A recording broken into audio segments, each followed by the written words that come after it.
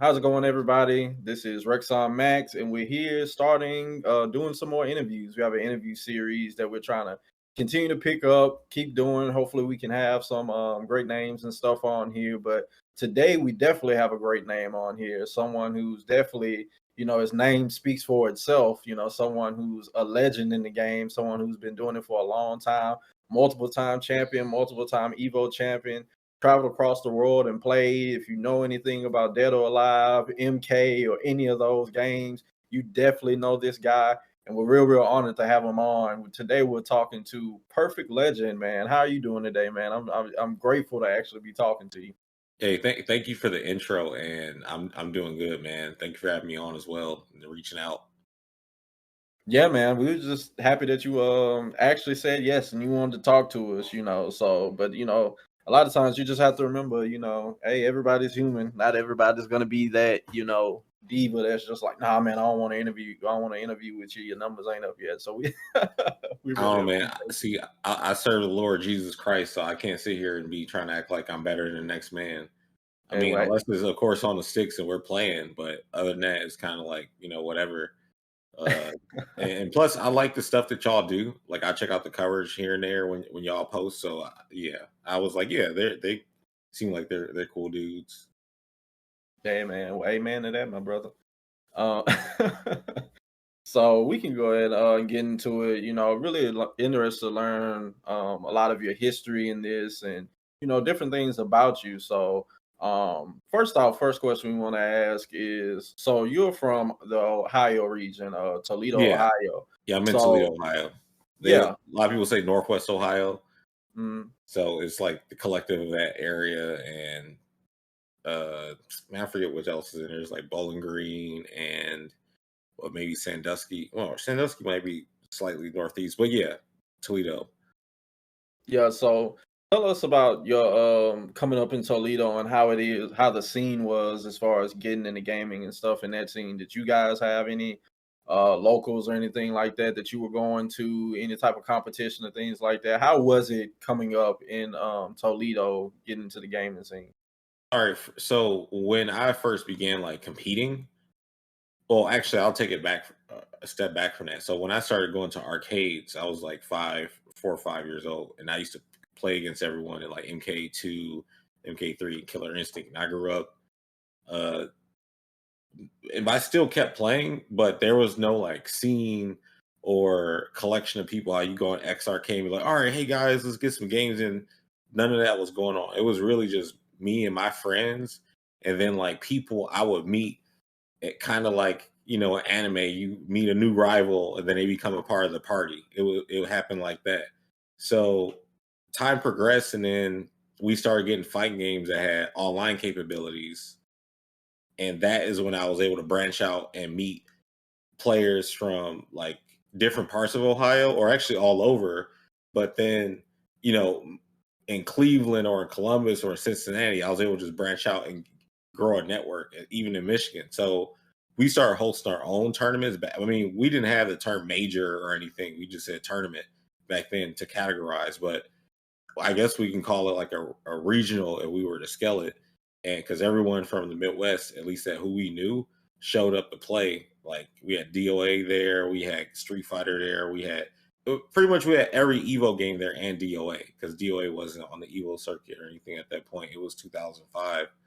But yeah, just growing up playing with friends that I grew up with, and then meeting people online, or then like as an adult just meeting people around here, and then we just started branching off and playing with people and meeting up with people and hosting our own stuff. And then that got me to going to like my first major would be TIT, which was an acronym for tournament in Texas, held by Eddie Pistons, and they had DOA there, and I that was the first tournament I actually really traveled to. And I took a 24-hour Greyhound bus there with like two of my friends, and there and back. And ever since then, I had been going to, and that was like June 2005 when that happened. And ever since then, I've just been like going to a different event. But there was no like straight up scene for us. There's like people who played, but they weren't trying to be competitive or going to tournaments and stuff other than myself for the longest time. It wasn't until Street Fighter 4 came out, and then that's when I started seeing more people who were playing in my immediate area. But that caused me to start traveling frequently to like Michigan or around Ohio or Indiana sometimes to get like tournament experience, because that's why I ran into Wolf Crone and Alucard, and we would play against each other every weekend because they had locals every week at in Michigan. But like for the longest time until recently, when Street Fighter 5 came out, there wasn't a local scene here. And now we have locals. It was just a local the other day, last week, it had like 70 or 80 people show up.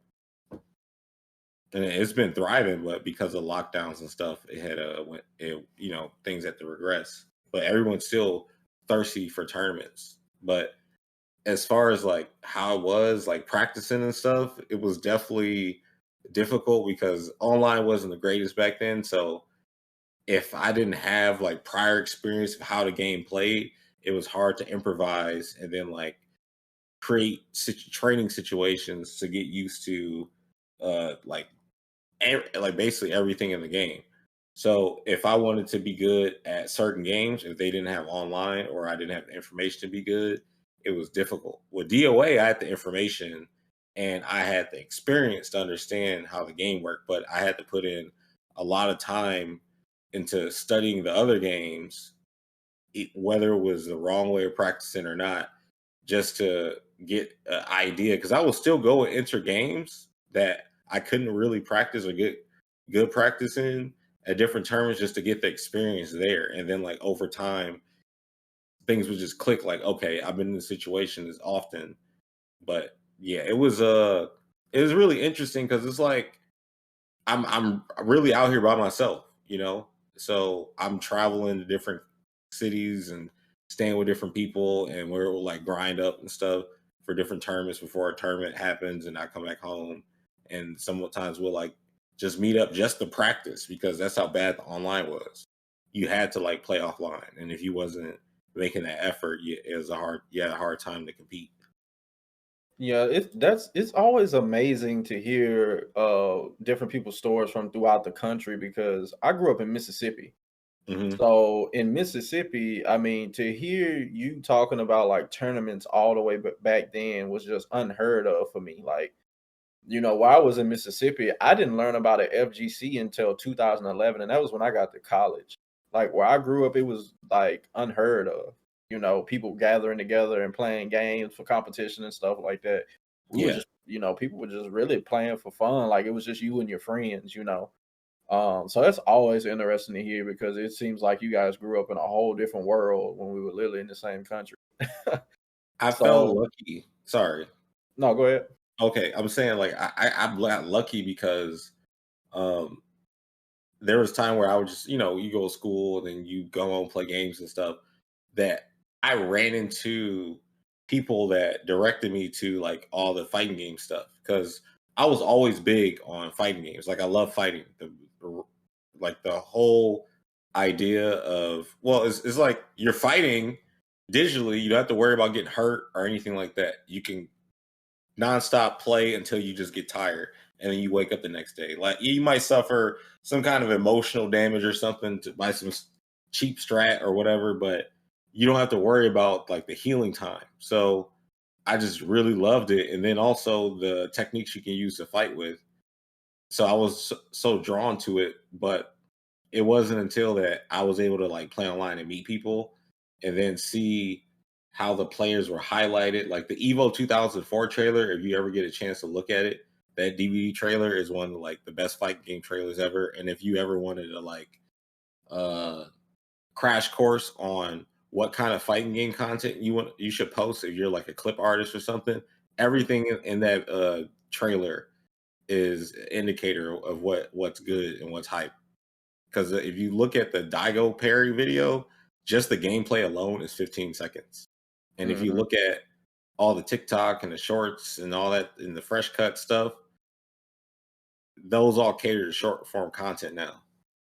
One thing also I wanted to talk about with you, we were talking about your beginnings and things like that. And it's great to hear that because you don't hear a lot of people's stories of stuff like this. You really just see where they are now, but nobody really like sees like the grind and stuff like that. So, you know, you said that you won your first tournament when you were 17, you Yeah. know. So tell us about that and tell us about the grind and hard work it took to actually get to that point of winning your first major. How did it feel? Well, your first tournament. How did it feel for you?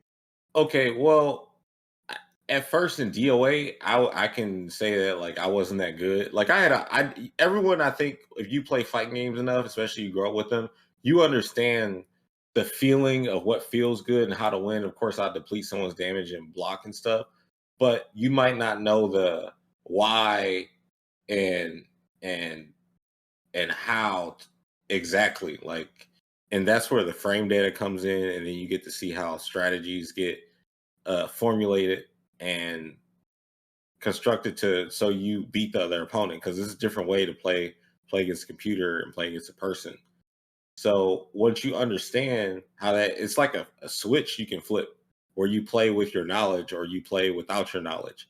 So once you know, you're like, okay, well, I know this now. I can't ignore this information because this is, is like is fact. Basically, you can't bypass the numbers. So like once I put the time in to grind it, because I would beat people, I would enter tournaments because I started off in the FGC. Like once I got acclimated to, okay, we have people playing games every day or getting on Xbox and conversing with one another to be competitive.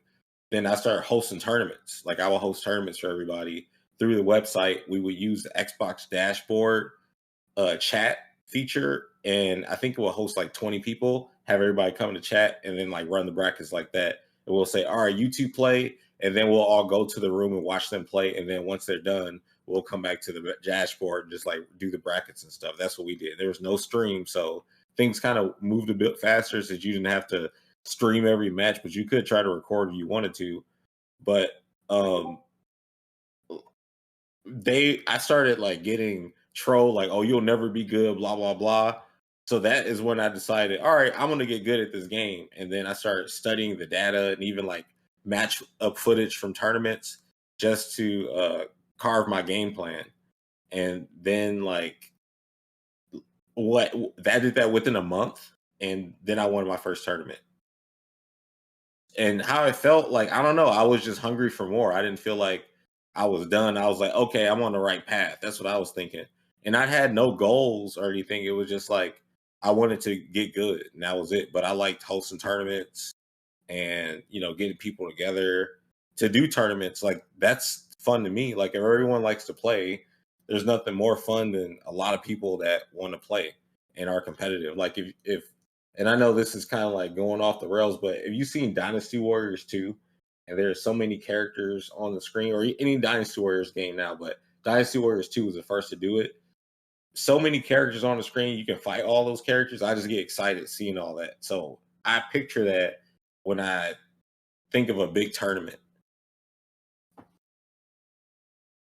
Man, that's dope to hear because so many people, you hear so much louder on social media the people who speak from like that 0-2 perspective and stuff like that. It seems like there's a lot of people still striving for that hunger and stuff like that. And it's great to hear, I'm sure, for them to hear somebody who's been there to actually talk about, their process of getting there and stuff like that. And I'm it's great that you did keep that hunger to want to keep going because I'm sure that's what fed into like this next question I want to get into you with, because with that hunger you were able to keep going pushing for more. And eventually in 2006, that was when you won your first Evo title in Dead or Alive, correct? Yeah. Yeah, so um talk about that grind through that year at Evo, your mind state, if you can remember at that Evo, and the challenges and stuff that you went through that led up to you winning that championship. And were you that person that wanted that Evo title so bad? Because it seemed like that Evo is just the grandest stage of them all in the FGC. So were you someone that always had that Evo thing in mind? Or were you just kind of like, hey, if I win it, that's cool. If I don't, that's cool. Like, just talk about that year, 2006 Evo. Okay, well, that year was the first year that I really like spent a long time away from home. I was traveling at least once a month, going to like either Virginia, and then we would go all over the West Coast the East Coast to like go to different tournaments. There's like ECC, which is East Coast Championships, which is now East Coast Throwdown. They just like kind of took the torch and carried it for them, and that was hosted by Jet Fee back then, and and now it's like Sweet Johnny Cage, Walter, Zach, and oh my, man, I'm sorry, I know I'm forgetting some. Oh, Li Joe, yeah, and they're doing ECT now, and then there was like V Time held by Gym Master, and trying to think. Oh, Evo East also happened because back then there was 3 Evo events. There's Evo East, Evo West, and Evo like World. So I went to Evo East that summer. Like right now in 2006, I would probably be I don't know, I think in Virginia right now, just like practicing and grinding. But when DOA 4 came out, it was different than like DOA 3 and 2. It was still the same legacy wise, but a lot of the properties were different. How the wall was different. How getting off the ground was different. And you had ceiling combos. There was a bunch of different stuff in the game while retaining a lot of what makes DOA, but a lot of the characters had different properties and stuff. So it was about knowledge checking myself and not falling into past habits, even though I had only started competing like for a year, or I couldn't even say that because I went, my first event was like in June of 2005. And then there it is, that's next summer, I'm at Evo. So there's a lot of habits, muscle memory, and knowledge check that I have to go through from DOA 2 and 3 to 4. And it was that, and also learn how to play matchups differently. And it was really drilling a lot of that and getting a lot of experience of what people were doing, and then like harnessing my own game plan. But I'll tell you this, at Evo, I basically played it by feel and heart in the grand finals. Actually, all of top 8, because at that tournament I was sick. I actually had the flu. I got sick by sleeping with the window open. You got a flu game, Evo. Yeah, and it was like, now, you probably test positive for anything, you probably get ejected and not be able to show up. So that was like my first Evo win was my flu game. I had a flu game. So the first day at Evo for me, I almost got eliminated. Like I got put in losers, and I was like, man, I had an issue versus Lei Fang. So I got put in losers by Black Mama playing Lei Fang on me. And then because at that time I was just strictly Janli player, but I had a Hayate and a Genfu, but I was really trying to do things with Janli because he was my main DOA 3, but he wasn't that strong in 4.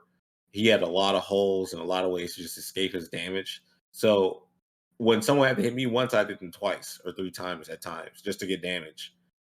So and once I like made the top 8, like, because I had to make top 8, I was sick during my run to get to top 8. So what I did for the next couple of days, I had bought David Serlin's Playing to Win book while I was at Evo, and before I went and like laid down to try to sweat out the cold, because that's what I was trying to do the whole time.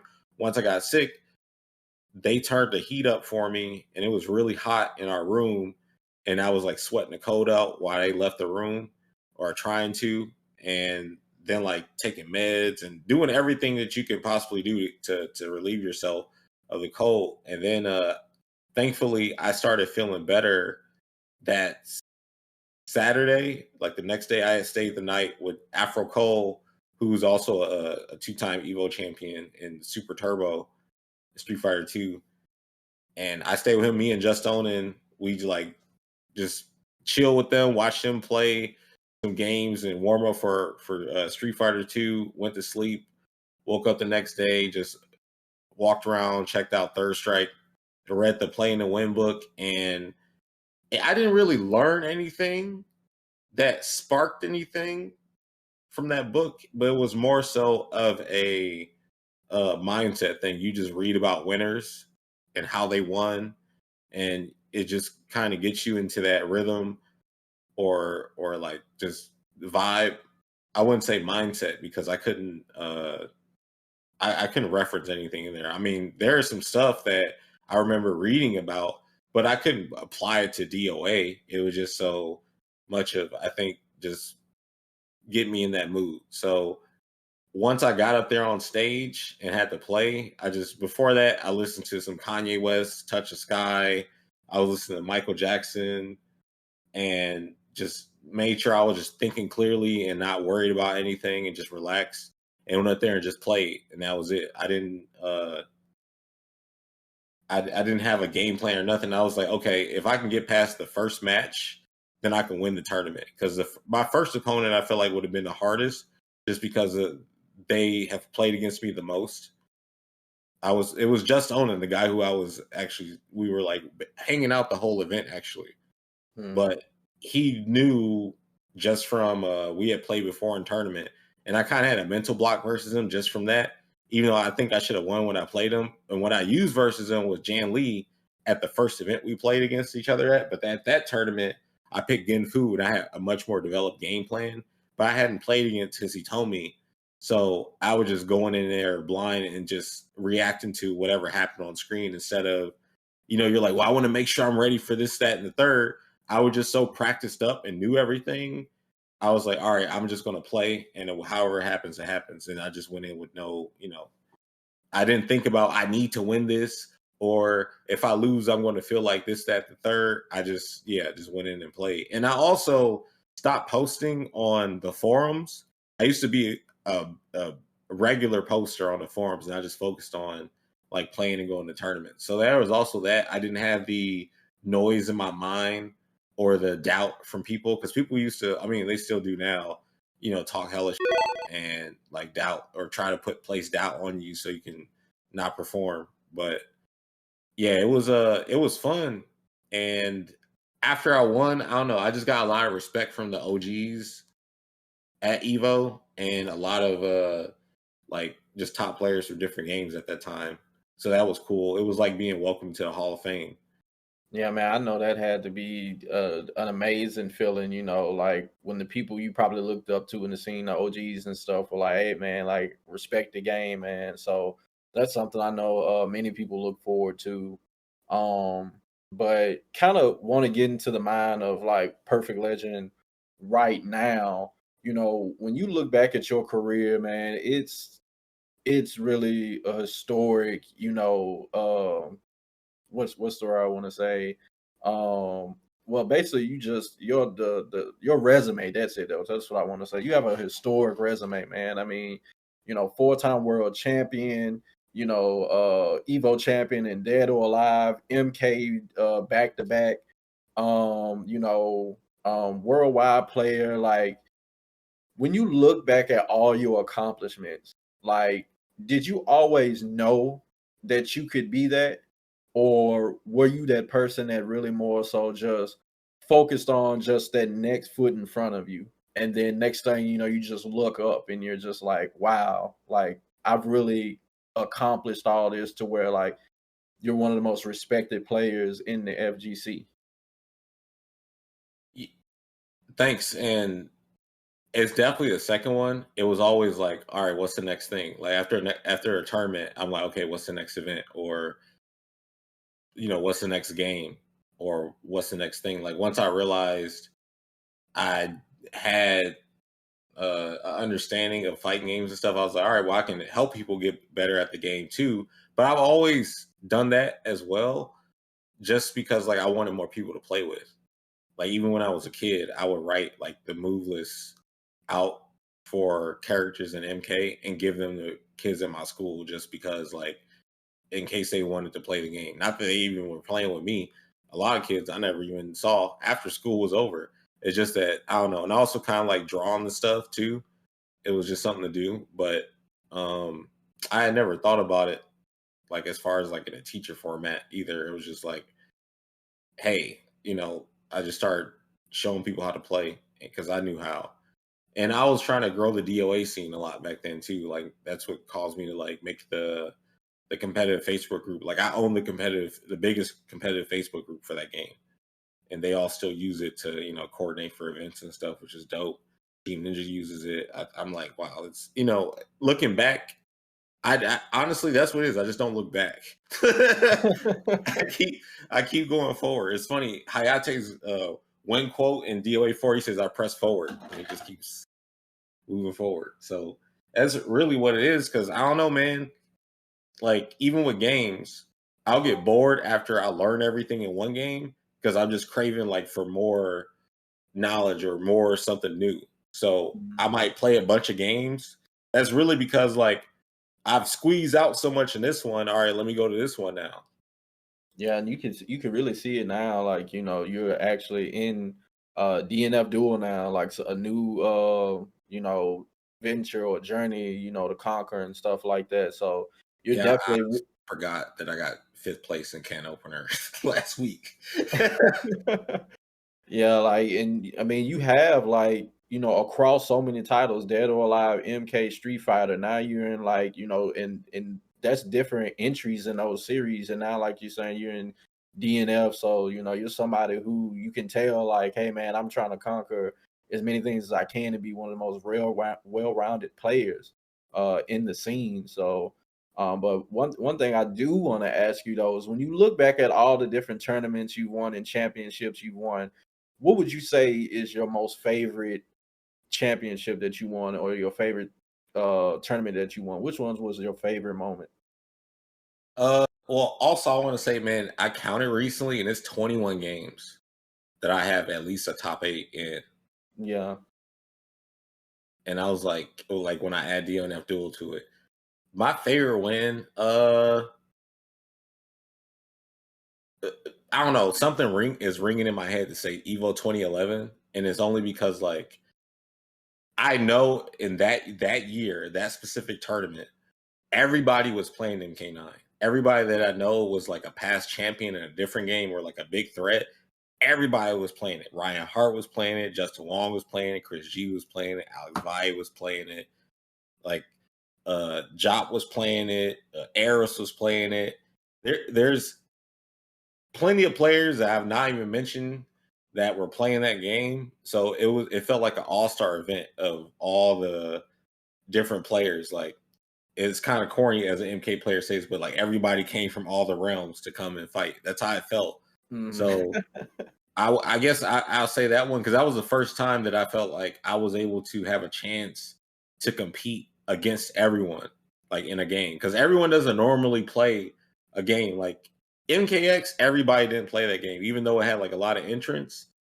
Everybody, like I said, didn't play that game, at least from what I just said as far as that standpoint. I know like Justin played it and stuff, but when it like MK9, I saw everyone like Tokido was playing the game. Like Fubar Duck introduced me to like the Japanese MK9 players at Evo and stuff. He was like, "Yeah, here's Frida. He plays a human Cyrax," and Tokido was playing Noob Saibot, and so that's why that one. But also, I'm trying to think. I didn't win this tournament. It was a team tournament for Street Fighter 4. And I'm sad that this footage is not up because I would love for it to be up just to be able to watch it. I had the link one time, but then I lost it, and I don't think Spooky has it anymore. But it was Power Up 2011's team tournament. And it was me, Arturo, and Jabali on the same team. And we had to go get some stacked teams. There was like a team with Flo, Mike Ross, and PR Rog on it. And this was right after PR Rog had beat Tokido at final round. And then there was a team with Wolf Crone, Justin Wong, and Noel. And yeah, that was like such a crazy tournament because I triple OCV the team of Mike Ross, PR Rog, and Flo. And at that time, I wasn't like sure of my ability in Street Fighter 4 yet. Like I had been doing well versus like Crone and Alucard and them when I would go and play them. And I had played Justin Wong and like some online stuff, but it wasn't the same as like playing him offline or playing like Mike Ross on him offline. So when I was doing well versus all them in PR Rog and stuff, especially after that final round, I was like, okay, I'm doing pretty good in this game because I had just like started training in MK, so my focus started to shift a bit. But my performance in that, just beating them, like when I mean triple OCV, I didn't lose. Like I beat, like I basically it was 9-0 versus all of them. Like I used Akuma and they used all their signature characters and stuff. And I beat like Justin's team like once, but it's too much. You got Crone on that team too. So tournament fatigue is gonna sell in. You fighting Sea Viper. I'm sorry. Like there's so many times I fought Crone and as Akuma, I would lose to him. And it was more so like, man, so much damage that Sea Viper can output. And it's kind of difficult for Akuma to challenge her neutral. But when Young came out, I was able to fight him and Alucard in the most comfortable state that I possibly could, like an ultra. So I guess I could add that tournament too. It was one of the last Michigan like it's a Michigan, one of the Michigan weeklies we used to have for Street Fighter back in, well, like in 2015, well, the last days of Ultra. But that the thing is, because like people downplay, but Crone is so good. Like he was the best player in the country for at least a solid year, and no one wanted to play against him. He got top 8 at Evo that 2011 that I won MK. Like the dude's good as heck. They be trying to like discredit him, but it's no easy task to beat him and Alucard comfortably in any format in any game. So that's why I kind of look at that. But there's more events, but that's just off the top of my head as far as what I think is good, because I don't think I've like put up my best performance yet anyway. So I'm just like grinding towards that. Right now, it's just like a lot of games are knowledge checks. You're like, oh, okay. Like, example, I played DNF Duel in a can opener and lost to Kizzy K and Diaphone using Hitman and Ghostblade. And outside of like the maybe knowledge checks and neutral, they had safe jumps, and I didn't know that I can like fuzzy or escape in certain ways. So I just got hit and just had to take the pressure.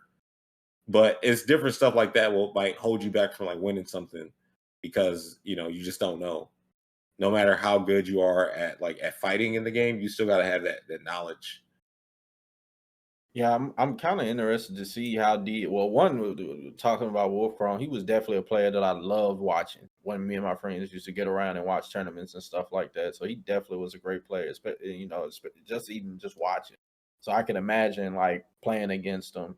But also, I'm really interested to see how DNF Duel will continue to go forward, because it seemed like it's came out and it's like so polarizing. Even either you really, really like it, or it seems like you're all the way on the other side of just like, nah, this ain't for me, because you'll have, people who really praise it, but then you'll have other people that come out and say, like, this is the worst game I think I've ever played.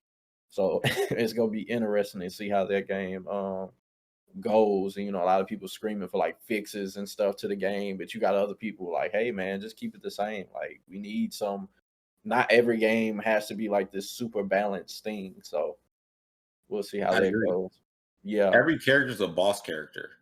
That's really what it is. Every character is a boss character strength. Like every character has guard break setups. Every character might have like some form of a touch of death with the right conditions and stuff.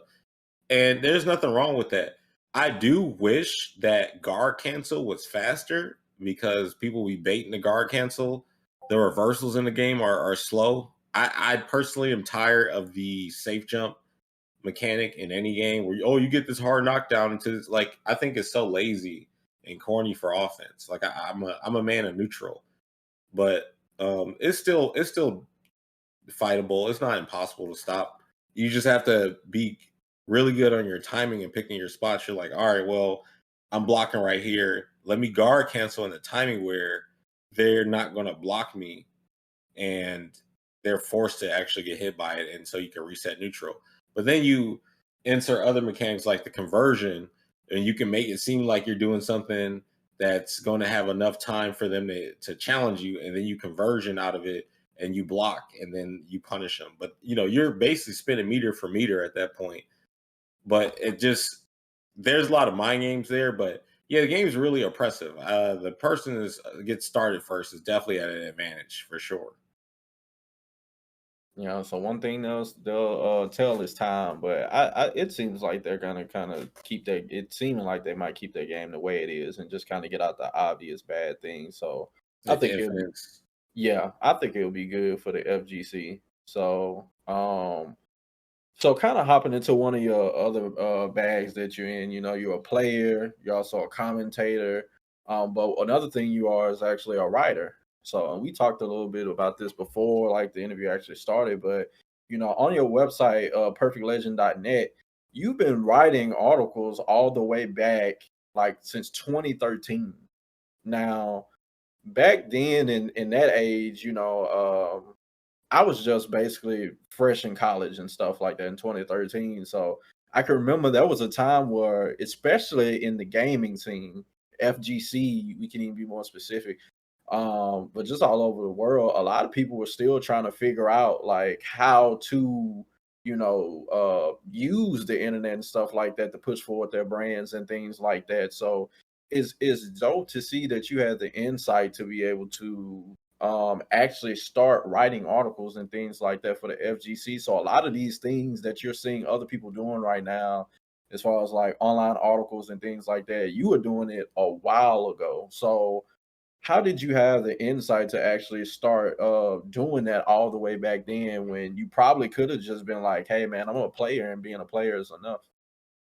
Yeah, I was with growing like the DOA community back in the day. We would make websites just to have somewhere to go and also to store our information in a better spot. So just in case like the site that we were on and using at the time went down, which is, looking back, the site is down. It's not up no more. So we were definitely looking ahead and thinking on the right path. Now the site you can go to is Free Step Dodge for all the DOA stuff.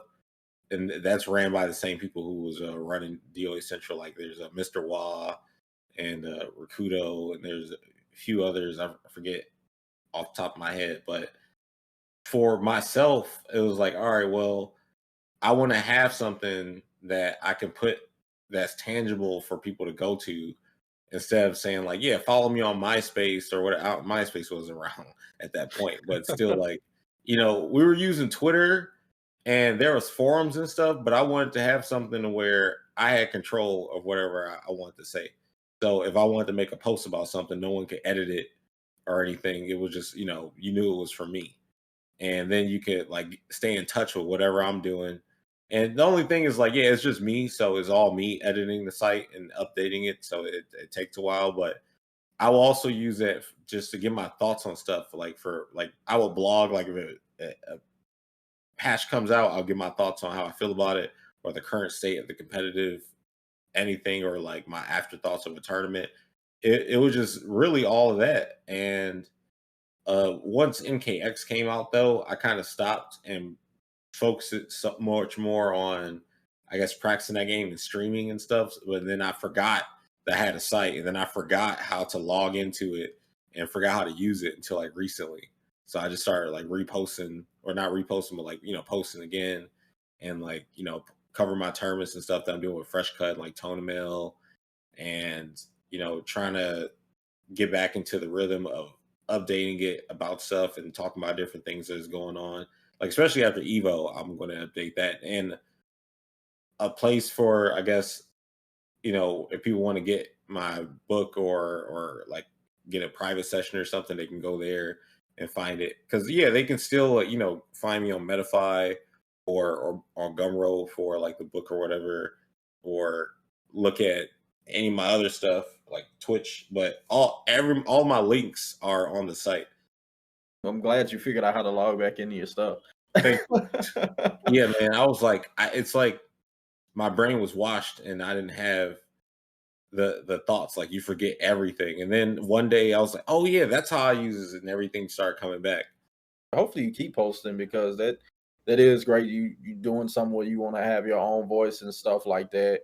And you know, who knows, it could be something like when you get to that point to where you're like, hey, I'm kind of want to slow down on the player thing. You already have other stuff that you can kind of go into.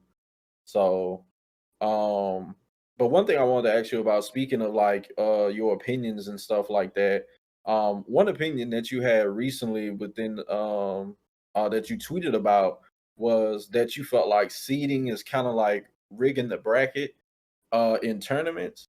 Now, me personally, like I told you, I'm still somebody who's really trying to learn all these ins and outs of the FGC and stuff like that. So, I always thought doing double elimination brackets was just always the thing. But then, going more into it, you hear about round robins and all this other stuff.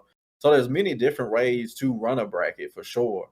CLG is one of the CLG FGC is one of the places that's been doing round robins and two top eight, and a lot of people seem like they like that style. But wanted to ask you, like, could you just really express your opinions and your thoughts on why do you feel like seeding is kind of like bracket rigging? Because I know trying to shove everything into a tweet that's a finite amount of characters is probably hard to get your point across. So really, instead of just judging it off tweets, just really kind of like giving you the opportunity to just express really what you meant or how you felt about that. Yeah, I really do feel that seeding is rigging, and it's also how it's being done. So I just played in a multiversus tournament. This is all they did. They just had groups, and then they did the round robin in the groups, and however the round robins work, then they did the seeding from that. So that I like that way of doing the seeding, because then they're like, all right, well, however things happen in the round robin, we'll seed them based on their results from that, just from that event. So that's okay, right? That's like they create their own mini NBA season and everybody play and then figure out where everybody lands just for the bracket. But how tournaments, especially majors, do seeding, they're like, all right, well, here are who the perceived top players are, but also here are the favorites based on their clout or whatever arbitrary rule, right, or reason, and then I'll seed like that. And people are like, what the hell is up with the seeding? And even with that, or with that way, it definitely is like rigging. And then on top of that, I feel like choosing particularly, all right, this person should be here, this person should be here, that person should be there. No matter how you look at it, it's rigging. Like if you put everybody's name in a basket and shook it up and then just pulled the name out of the basket and read it out, and you're like, all right, this person is this seed now, that is totally fair, because no one has a hand in, or literally outside of putting your hand in and grabbing the thing, of changing or altering the bracket. Like, no, I don't think this person should play that person. I don't think that's not fair at all, especially when people are traveling, spending so much money to go places, and also double elimination is only being done because like that has worked for so long and that's what they've used. But we need to find a better format for doing this. I think instead of double elimination all the time, they can have those round robin group stages like the tournament I just mentioned had, or Swiss is actually very good too, because then you have more matches of people playing each other. The only issue with that is that you need a lot of setups to do that, and at an offline tournament you may not have all that power and resources. So it's best to do that kind of event online where everyone has their own setup and you don't have to worry about that kind of logistic. But for offline, like going back to the seating part, dude, like my brain tells me that if you are handpicking, I'm moving this name right here, I'm moving this name, I'm sorry, it's rigging. You can have the best interests, period. It's rigging. It just is. It's not the same as you put everybody's name in a bracket program, hit the button to make the bracket, and then you see where everybody's at. That's random, of course. But the seating, I'm sorry, is just like, now what you can do is just put different names, but you gotta, like, that's the thing. The FGC doesn't follow anything that is structured to say, all right, well, these are the people who should be the seed. Like, the people who went to CEO are not going to be the same people at Evo. and not going to be the same people at, so on and so forth. The same people don't go to every tournament. We're not in some league or something like that. We have the data to pull from that. And then they can sit and use, all these bracket programs and say, well, you entered this tournament, this tournament. A lot of these tournaments, especially the online ones, and some of these net codes, even with the rollback, they're still pretty sus. So it's like, it's not fair to use online seating for offline seating. And then, offline seating is like, well, what do you do when the game's update change and then the person who won the tournament character ain't as good no more, and then they're losing? Do they still get number one seed? Does CEO 2021 get number one seed as CEO 2022 and the game's brand new? I mean, like totally different. Like, it's a lot of tape you got to cut through if you want to do this the right way in a fair sense. But they just be trying to pick whoever, like, all right, we'll see this person and see that because, they're known or whatever, instead of really doing it based off of the past results. And then I guess scaling it, because how they'll do like Michael Jordan and Kobe Bryant's point scale based on this era in comparison to last era, like basically hand check versus no hand check. So until like there's a structure, like, okay, game battles used to have a ladder system where the after a tournament, the players will end up in different spots. So like Sephiroth Ken will always be number one, and then like there'll be players under him. And they, I think, would use that for seeding as well, because you can also see it in real time. All right, after MLG Dallas happened, this is what the ladder looks like, or the ranking looks like. And then they could use that for the next event. We don't have that in the FGC.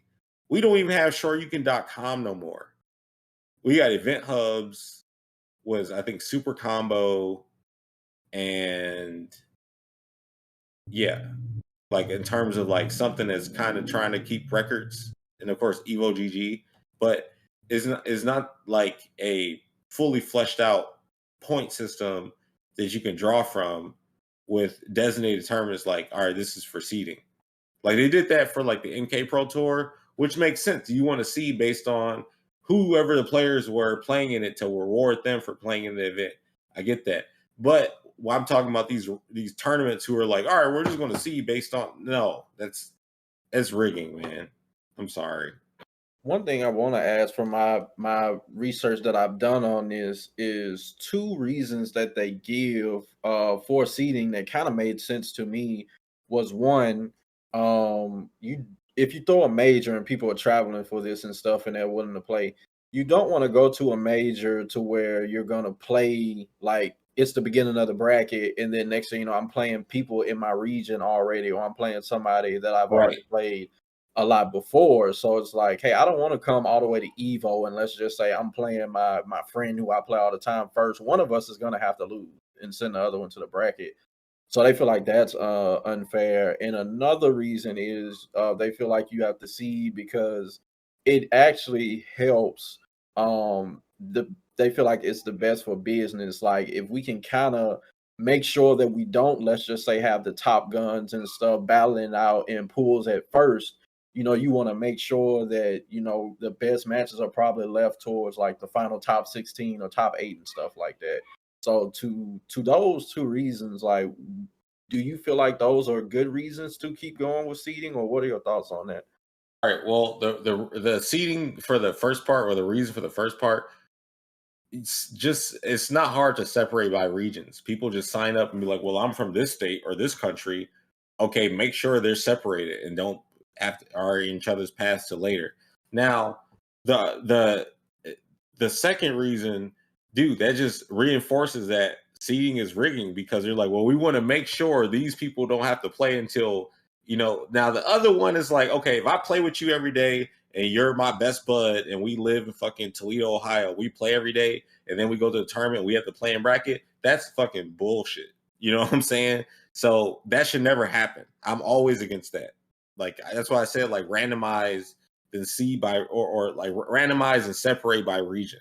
Because I don't think seeding by region is seeding. That's just separation. Like, and for the second one, or a second reason, if the best players are the best players, they're going to play each other no matter what. So if you get Daigo versus Justin in the first round of the tournament, okay, well, you probably about to get Daigo versus Justin in the grand finals of the tournament. If they're, that's the argument to counter that. You're still going to have the best players playing against one another.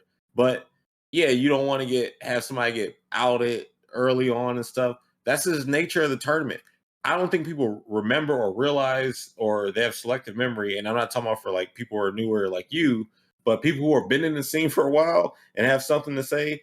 Dude, Evo's notorious for having like death brackets and stuff and just saying, well, GG's, you better play in every game. In every game, notorious for that, for doing that.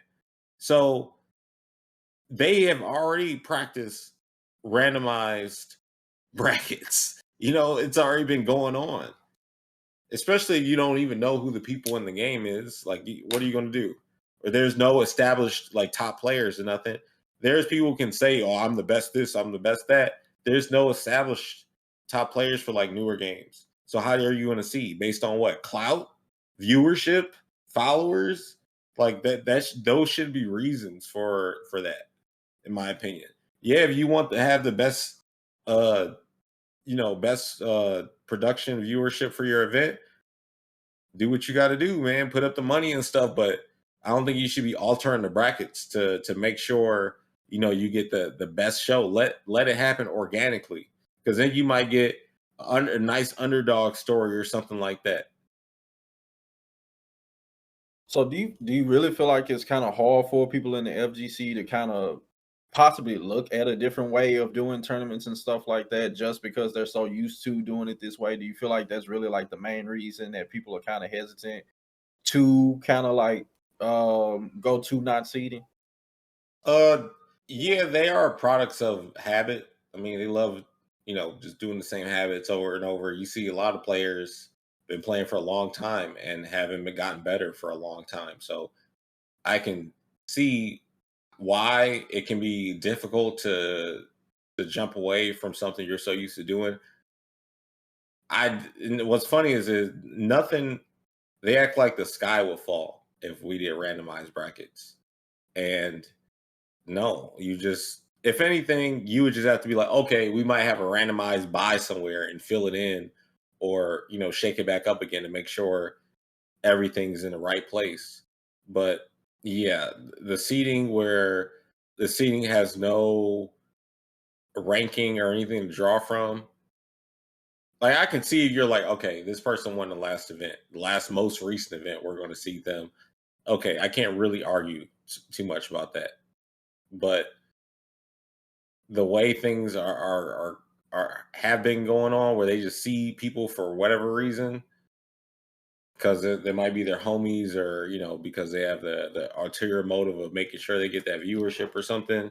Yeah, that's not cool, because it's not fair to everybody else. So me, contender number 223, I come to your event and, oh, my bracket is booty butt cheeks because I don't have a big following on Twitter or something. That's whack. Because everyone's still paying the same venue fee, the same entry fee. Another thing that you also gave an opinion on recently, or you gave your thoughts on, let me say, was Looper. They actually did they published an article called "The Most Legendary Players in Gaming," and in that they went over the whole 13-0 situation. And they were you basically were calling them out because you basically said the way they retold the history wasn't true. It seemed like it was not accurate, or I don't want to say fabricated, like they totally made it up, but it wasn't an accurate representation of what actually happened. Now, there's a lot of newer people that's coming into the FGC and things like that that might not actually know that whole story. Like people like me who hadn't been in the scene a while, like I don't know that whole story, So I'm sure there's other people that like me who don't know that whole story. And we don't want to go to articles, people take it at face value, like, oh, what they're saying is true, and then you hear from one of the sources and it's saying that's not true at all. So Could you tell us like exactly how that did happen, and we could hear from like one of the horse's mouths of how that situation actually went down, and people don't have to really guess like, oh yeah, it was like this because this article said it, or it was like this because they heard somebody else said it. Like, could you tell us about that time? How did it happen, and everything about it from basically your perspective? Yeah. So it was more so like they were trying to say that, like, basically it's the audience and the media that say that like I challenged Sonic, but it was Sonic who challenged me and I accepted the challenge. And they just tried to make it seem like I was just talking stuff randomly and then was like, yeah, let's play. And it was like not that that was not it. Um that was pretty much it. Like they lied about how it went down. Yeah, yeah, and you know that whole That's just situation. been the narrative that they've like carried for years. And that's been, I Mhm. don't know. But yeah, there's still. I was like, okay, but I just thought it was funny to be in the article for most legendary gamers ever, and I'm like, okay, well, because when I first came to the scene, I was reading about Justin and Daigo, so Mhm. now I'm in an article with them, and I'm like, okay, that's how I look at it. Yeah. Yeah, so in it, with that whole situation, do you personally feel, and if you don't feel like you want to go into it 100%, I understand, but do you personally feel like your people really try to like overshadow all the things that you've done just from that one situation? Like, Yeah, does people. it I really mean, bother like you? when I go in public, people ask me about that. Like I just ran into somebody at a store and I never met this person. They was like, "Hey, aren't you PL?" And I'm like, "Yeah." He's like, you had a match with Sonic Fox?" Like that. Yeah, I get recognized for that. So it's like I hear about it all the time. Yeah.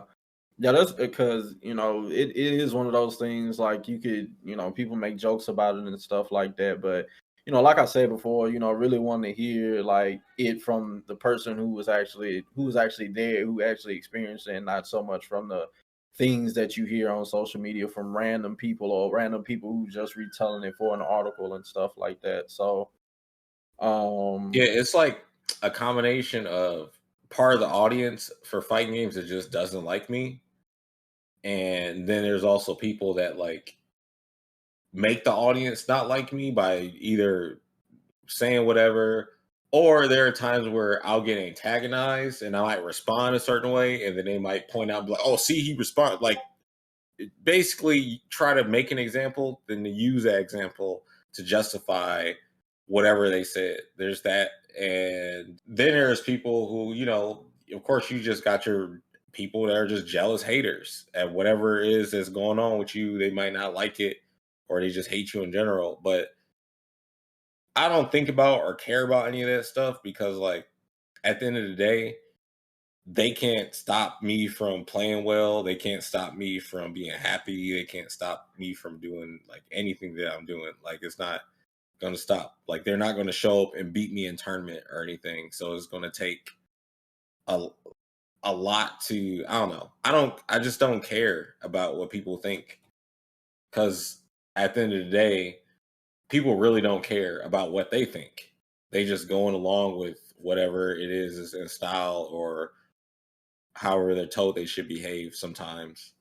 Why do you feel like people like have this hate for you? Do you feel like it's unwarranted? Like it just comes out of nowhere? Like people just need something to be upset about, or like do you feel like it comes from a particular thing? Like because I noticed that online that it seems like it comes from your way, and I wonder sometimes like I don't really see like where is it coming from? Like what has he done?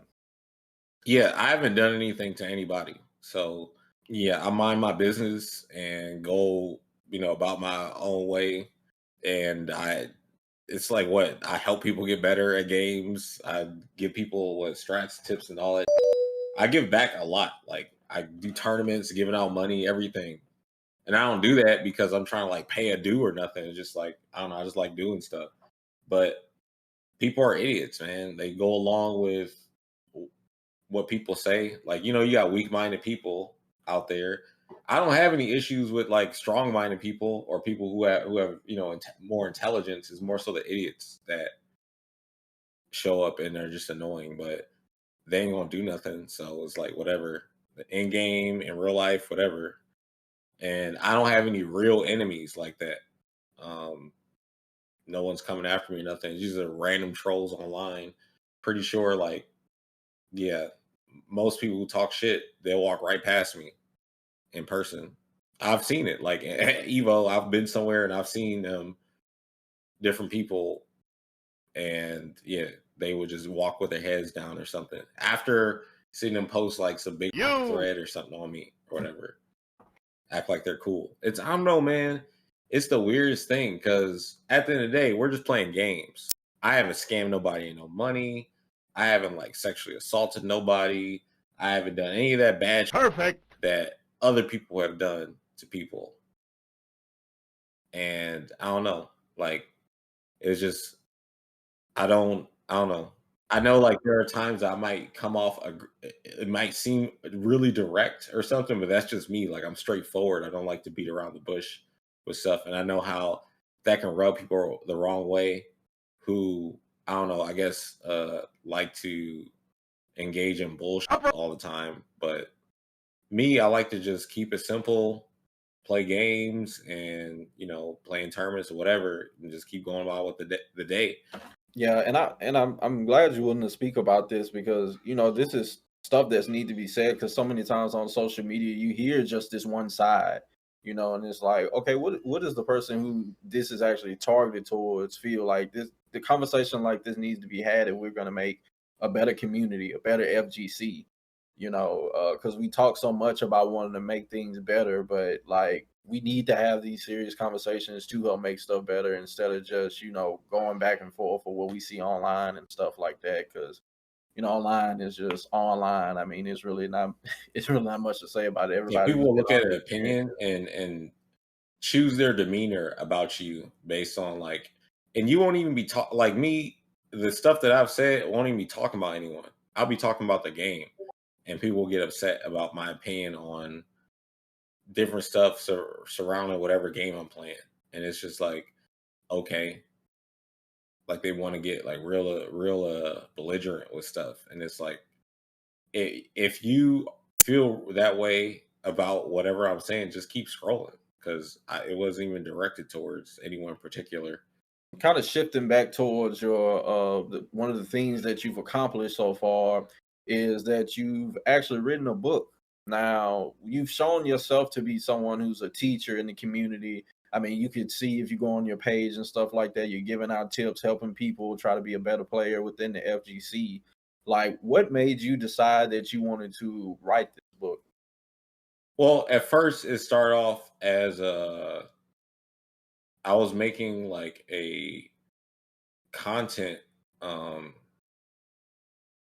like script because I was going to like just make videos about all this different stuff because I started remembering a lot of the things I forgot and things I internalized over the years, but I couldn't articulate for a while. And then I just started to have that like aha moment, and then things just started to rush into my brain. So I'm like, I'm about to write all this down while it's fresh, and then it'll be implanted into my brain forever. Anytime I write anything down, it's always like that. So then as I was writing more and more, I'm like, okay, I'm about to add everything that I know into this book. So if I were ever forget my memory or something, I can read this and rejolt everything to get it all back. Because there's been like times where that's happened.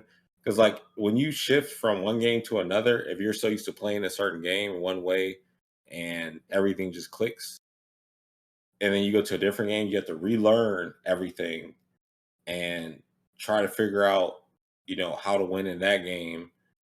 But if you have like that situation I talked about earlier in the interview, when I was playing DOA 2 and 3 and I switched to DOA 4, I had a lot of knowledge check and muscle memory stuff I had to do.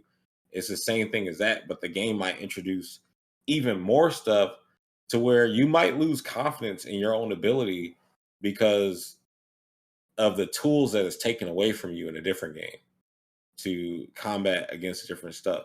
So you have to relearn the game from a fresh mindset of a general standpoint of how to play fighting games so you can get the best options and stuff with a clear mindset without looking for, well, this should be like this because it was like this before. This allows you to evolve your strategy and not put yourself in a box. And that happened to me because at the time I was trying to juggle streaming and being great. And before like MKX came out, I was streaming a lot of MK9 and other games, but I had already, I think, surpassed like a 10,000 mark of how much I played or whatever. So it was so much engraved muscle memory in me that I didn't have to worry about one, maintaining my strategy or anything. I knew what to do. Like I can play MK9 right now and I'm still just as good. It's because I know everything already. I don't have to restudy anything or anything like that. The muscle memory, I've done it over and over and over again. I still remember how to do everything from the combos and all that stuff, the punishes. But when you're learning a new game, you have to forget all that information and build that back up from scratch. And I was really trying to like fill in the holes while I was transitioning games because I was at that point now spending so much time streaming, but I needed to put more time into MKX to like learn everything and flesh it out. But with how the schedule was and stuff, I didn't have enough time because I would play like ESL started literally as soon as the game came out. So I would be streaming and also like trying to practice at the same time. But with the stream, normally I would like go dead for however long it takes for me to learn the game and then come out and then just start playing. But I didn't get that. I had to like compete and practice and stream at the same time. So it was like a different pacing for me and it threw me off. But in the middle of that, I forgot a lot of stuff. And that led me to doing the book. Because even though I felt like, not as good because I was still like just grinding stuff and figuring things out. Because I was traveling a lot too. I was going to Australia, coming back, going to different events, like go in and out of LA for ESL stuff. It wasn't a whole lot of time I could grind. Like I had to go to LA one time for 2 weeks to film this show. And I didn't have access to internet, so I couldn't even play online. The only person that I played with offline was Nubcakes, Kenny, and Steve, because I went to we had a local tournament and we all like played there on stream or whatever. But that was like once or twice within that whole period of time being there because all my time was spent at the studio, like shooting and filming, and like all this stuff was going on. And I guess I was trying to juggle and manage everything else I was doing that, I just started forgetting stuff. But I was still like placing top 8 or winning stuff, which is crazy. Like even like after like me and Sonic played, I beat Sonic the week after that. And then that same day won the ESL. Because, to get to ESL at the finals, you have to win online or place, and I won a bunch of weeks, like every season other than the season 3, which I ended up having to win the last chance qualifier. So, but to prevent myself from having to go through that again, where I'm like, all right, well, how I'm going to study this game, because I was also used to studying games with like friends and stuff. Like we'll like, all right, let's break this game down. What's good, and play against each other and stuff. I had to learn how to do that by myself without anyone. So a part of that book was just me. So me sort of graduating myself, I guess, being like, all right, what all do you know for real? And then, it's like, this book is like, if I were to make this book and send it back to myself in time or something, it's like that. It's really a book for me, but I'm sharing it with everyone else. Yeah, it really seems like you want to tell people how to think also, because a lot of times if you tell people what to think, you can kind of like almost like one track mind program them, and you end up in different situations, and it's like Man, I'm you almost really kind of like a one trick pony. But if you tell somebody how to think, then they can basically in any situation know how to utilize their tools for their best advantage. Exactly. Yeah. Because it would be whack if I'm the kind of teacher that you have to keep coming to me for lessons all the time. You know what I'm saying? I'd rather someone get a session, get a book, because then in the book they basically like have all of the ways that I think about the game and stuff, and then also the ways that you should just think. Period. In terms of stuff like when it comes to frame data and understanding frame advantage and stuff, like frame advantage is really telling you it's your turn. Frame disadvantage is telling you it's not your turn. And when it's like neutral, that means both of y'all can move at the same time. But then it comes down to who's the fastest, like speed wise. But most people, when they look at frame data, their brain short circuit. Like it's crazy how something so simple will make some people pull their hair out like, oh my God, what is this? When honestly, games could just say, all right, well, you have advantage, or you don't have advantage here, or you have, like in KOF, they put those blocks on the screen in training mode to let you know you have big advantage or small advantage, or if it's even. And then they just, that's what they say instead of like the exact number. But the exact numbers do help. But I'll tell you right now, I mean, other than specific stuff, I don't know all the frame data in any game. But I know, like, say in Tekken, right? I couldn't tell Mhm. you the frame data for every character, but I can tell you the different types of moves for every character that all fall in line with a certain uh rule set. Like down forward twos, some of them don't launch on normal hit, but some of them launch on counter hit. Or like how magic fours work, something like different stuff like that. A lot of characters share those properties, so you can kind of speed learn a game once you understand that, and you're like, okay, well, this character moves like this and move like that, this character might have something like that. It's always within the realm of however the mechanics are. Once you understand, at first a game like Tekken can be very overwhelming because of all the moves and stuff. But once you see like what everyone's capable of, you can not know what a low looks like or is coming, but you understand the timing of when to try to block a low based on how different people play in Tekken. Because people always go for that low in a certain timing or a certain situation. So you can train yourself to be ready for that for when it comes. But that's in like every fighting game. Because say you keep seeing me crouching low, you're gonna go for overhead. You're not gonna go for a low because I'm gonna block it. It's just different stuff like that you can use on people, like using their habits against them, use their tendencies against them, all that. Okay, so I got two more questions I want to ask you. I don't want to hold you too much longer. I No, appreciate you the good. time you've given me so far. But so one of the last things I wanted to ask was about Project L. Now, get your opinion on this. You know, you're somebody that's been in the FGC for a while. You've seen many games come and go and how they affect the FGC. Now, with Project L, it seems like a lot of people think that this is going to be a game that's really going to be a huge game changer for the FGC. It's going to change the landscape. You know, with people assuming the amount of prize money and stuff they might bring in and stuff like that is going to be the game that totally rearranges how things are done in the FGC.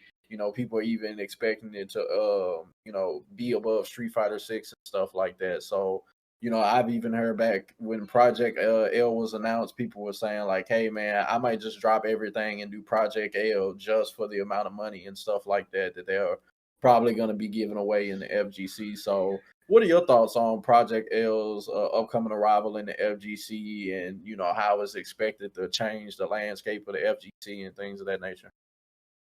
Uh Project L, I didn't play Rising Thunder. I saw it and it looked great.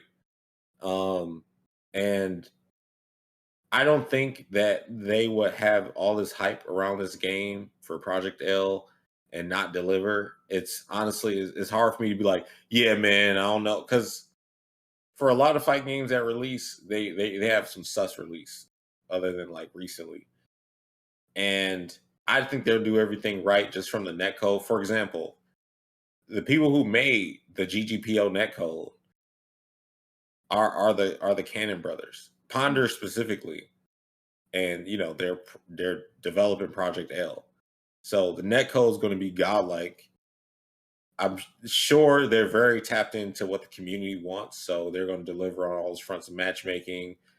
They already have a plethora of characters to pull from the League of Legends universe, so hopefully we see a lot of our favorites. Like I want Udyr. Udyr is my character I use when I play League of Legends, but um, if they meet all the expectations, that there's no way they could fail.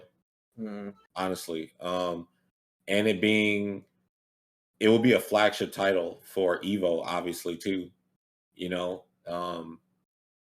I don't see I don't see it not being successful unless they just kill the project and say we're not doing it anymore. But I highly doubt that. There's too much going on for that game. They have too many legendary people on their team. They have like Unconquerable, who's a Evo top placers in Tekken Tag. I forget who else is on there, but just like I'm pretty sure it's more than just him. But there's him, and as I mentioned, the Cannon Brothers. It's really hard to discount the power that they have on that team. Like just like you have to think the impact that just the Cannon Brothers have with the GGPO, because that isn't in K, it's in Injustice, it's in Killer. It's in every fighting game that wants a good netcode. So I can't see them messing up the launch of the game or anything. Like I think yeah. The only thing that I don't want, but we're going to get anyway, I can bear with it. It doesn't matter to me. It doesn't affect my ability to play. It's just that I prefer 1v1 fighting games, and what they show is 2v2. I hope there's a 1v1 version or a mode or something, because I would like that, and I hope it's not a forced team format where I'm talking about for tournament. But I could also see them doing that too, because people seem to really enjoy watching team terms. Like I was just playing multiverses. People like watching it. And it's a different kind of competing for me, because like as good as I am, it don't matter as much as like if my teammate isn't on point, then it don't matter. Like because I can get double teamed and they don't come in and fight.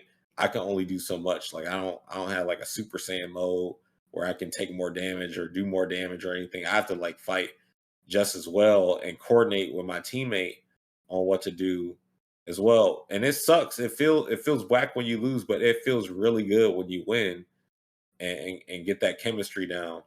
But with Project L, I don't know what they're going to do. It's a coin flip right at this moment. But from what they show, the game looks dope. It looks fun to play. And I think I could see this spectatorship being pretty nice. I saw little slowdowns and stuff in the gameplay, so it looked good. Okay. Yeah, I mean, it seemed like it's gonna have a huge impact on the FGC, and from what I've seen from it, I mean, it looks like it's gonna deliver. It looks fantastic. I mean, you can't take that away from them. So, last question I want to ask. So, even with the stuff we talked about before, there is still a lot of people in the FGC that look up to you, and I even see people message you and stuff and tell you how much you've changed the way they think about fighting games, how you've impacted their lives. And I'm sure you get a lot more like in private messages and stuff. But what would you tell somebody who looks up to you and would want to have a career like yours? Like, what advice would you give them? I don't know, just follow their heart. Like if you really feel like you want to do anything, just put your heart into it. That's all I say. I can't even say have a plan, because I don't. I just go by what I enjoy, man. Like that's how I feel. I feel like life is best spent doing what you love to do. That's the best. Like time is the best currency. Like you have the time to do whatever you want, and or the resources wherever, just do it, because you never know. What tomorrow's going to be like. Like Yeah. Jesus could come back today, right now. You know what I'm saying? And there's nothing you could do about it. And then you'd be like, "Oh, I wish I would have not." Like, there's no time now. So I see so many people that talk about when they get older, they don't want to do certain stuff, or they feel too old to do certain stuff. And it's just like, I watched a 75-year-old man run like 100-meter dash at top speed. I'm pretty sure he's faster than me. I don't want to hear nothing about somebody's too old to do anything. After seeing that, you know what I'm saying? Like, just do what you love to do. If you like playing games, or you like running tournaments, or you like streaming, whatever, if you like just posting memes or clips or something like that, just do whatever you like to do. Like, you like the cosplay, do that. Like, there's so much out there for someone to find a passion that they want to get behind.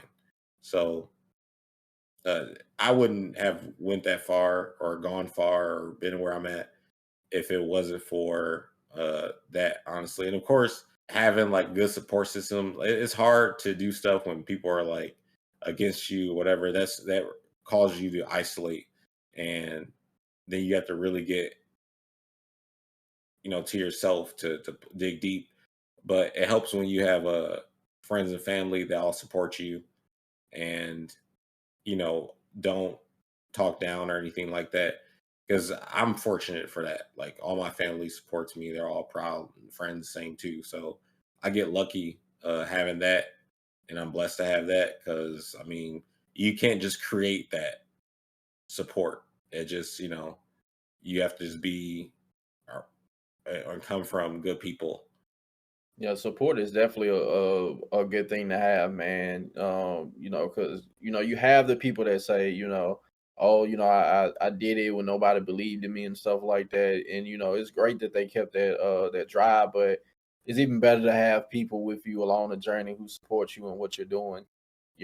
Like even us here at TV FGC, we have people behind us that believes in the things that we do. So I definitely understand that, and that's a great piece of advice. So but yeah, that's all we have for you, man. We've reached the end of this interview, almost an hour and 30 minutes in, so we definitely covered some good ground and some good information. But yeah, man, if there's anything you want to plug, like let people know where they can get the book and all that other stuff, or the things that you're into right now, you can go ahead and do that if you like. Yeah, I'm really just streaming a lot of my practice and stuff, just staying sharp for Evo. After Evo, I think I probably will be done playing MK11 as much, unless we something happens. Uh, I feel like hopefully we get like an MK12 reveal or something at Evo. But yeah, like I'll be posting the VODs on my YouTube. Just follow me there. And of course, you can catch the clips on Fresh Cut. With Fresh Cut, we're doing a lot of dope stuff with different events that we've been doing. Just had the last Fresh Cut summer event that I'm going to have. Actually, no, I'm going to have another one this week because I just remember I pushed my flight back, so I can have another Fresh Cut event. But yeah, we've been doing those every Friday, Flawless Victory Fridays for DNF Duel. But I'm also having a fighting game class in September. That'll be the first one I'm doing. So I'll be basically teaching everything live. Hopefully I can get around to most stuff. I already made a lesson plan and stuff too. So I'm looking forward to that. The goal, of course, is to just make everyone stronger at fighting games and thinking. Because, you know, in terms of like, learning, I want people to be able to teach themselves. So they don't even have to rely on me for getting good. And I think that's the best thing. Yeah, man. Well, I mean, hopefully everybody checks out those things. We definitely can't wait to see you at Evo. I know for sure. see how you do at Evo. Yeah, that'll be Um, fun. yeah, yeah. I'm Evo. I'm thinking I might be able to. I think I might be able to make it to this Evo. Oh, that'd be dope, man. So Hopefully you do, man. We can link up. yeah, I plan on being there, meeting people in person for the first time that I've met through doing this TVFGC stuff, interviewing people, like doing live interviews and stuff, just seeing how everybody's doing and stuff. So this is my first time announcing it. So if Hey, everybody hears it, yes, TVFGC plans on being at Evo. So, but yeah, man, I mean, it was great interviewing you. You know, like we said before, your name fits legend in FGC, and it was an honor speaking to you, man. So definitely, we got to link up at Evo. Yeah, definitely, man. Thanks for having me on. And for everybody, they can just check out me out on my website instead of like saying, yeah, follow me on this, that, and the third. Just go to perfectlegend.net, go to link in bio. All the stuff is right there. The There you email go. list, my YouTube, my Twitch, my everything. Okay, well, there you guys go. Make sure y'all check out perfectlegend.net. You can get all the socials, and you can read some great articles while you're at it. Thank you. So, but that's all that we have for this one. Hopefully, you guys catch us on the next interview. Hopefully, you enjoyed this one. Peace out.